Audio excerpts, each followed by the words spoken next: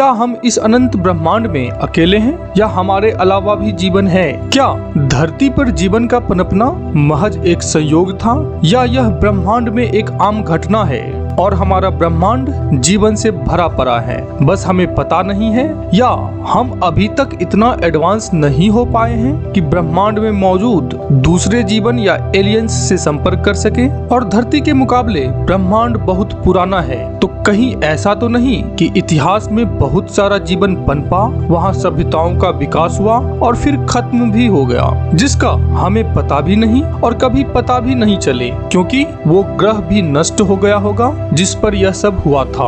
अगर हम धरती पर भी जीवन के इतिहास को देखें तो यहाँ 90% समय जीवन बैक्टीरियल रूप में रहे हैं। जटिल जीवन का आना तो बहुत रिसेंट है और इंसान तो बस अभी आया है। अगर इन 90% समय में कोई धरती को देखे तो धरती उसे बंजर ही लगेगी और पता भी नहीं चलेगा कि यहाँ कोई जीवन है, क्योंकि बैक्टीरिया बेहद सूक्ष्म जीव होते हैं जिसे नग्न आंखों से तो देखा भी नहीं जा सकता। तो क्या ऐसा संभव है कि हमारा ब्रह्मांड जो बहुत पुराना है, इसमें बहुत सारे विविध प्रकार के जीव आए हों, जटिल और हाईली इंटेलिजेंट जीव पनपे हो और हमारे आने से पहले ही पूरी तरह से विलुप्त हो गए हों? या फिर ऐसा है कि हमारा ब्रह्मांड जीवन से भरा पड़ा है, बस हमें पता ही नहीं है? या फिर यह सच है कि धरती पर जीवन का पनपना महज एक संयोग था और इस अनंत ब्रह्मांड में हम अकेले हैं, और अगर कहीं जीवन है भी तो धरती जैसे जटिल और इंटेलिजेंट जीवन नहीं, बल्कि बेहद सरल रूप में। वैसे ब्रह्मांड इतना विशाल है कि अब तक हम ब्रह्मांड के 1% भाग की भी खोज नहीं कर पाए हैं। तो फिर क्या यह कहना जल्दबाजी होगी कि धरती जैसी जटिल और बुद्धिमान जीवन ब्रह्मांड में और कहीं नहीं है? एलियंस जीवन के बारे में हमारी खोज लगातार चल रही है। ऐसे कई सारे संभावनाएं मिल भी रही है जहां लगता है कि जीवन हो सकता है। संभावना तो यह भी है कि कभी इतिहास में मंगल ग्रह पर भी जीवन पनपा हो, भले ही जटिल रूप में नहीं लेकिन बैक्टीरियल रूप में, क्योंकि वहाँ कभी जीवन पनपने के लिए सारे अवयव मौजूद थे और परिस्थितियाँ काफी अनुकूल थी। कुछ वैज्ञानिकों का तो यह भी दावा है कि धरती पर भी जीवन मंगल से ही आया है। उनका मानना है कि प्रारंभिक जीवन मंगल पर ही पनपा था, फिर एक विशाल एस्टेरॉयड के मंगल से टकराने से ढेर सारा मलबा ऊपर उछला और उनमें से कुछ धरती की तरफ आ गया, और इन्हीं मलबों के जरिए मंगल पर पनपे बैक्टीरियल जीव भी धरती तक पहुंच गए। यहाँ परिस्थितियाँ अनुकूल थी तो वो पनपते रहे और फिर बाद में जटिल जीवन में विकसित हो गए। वैज्ञानिकों को बृहस्पति के एक चंद्रमा यूरोपा पर भी समुद्र मिला है, जो सतह से करीब 15 किलोमीटर नीचे मौजूद है।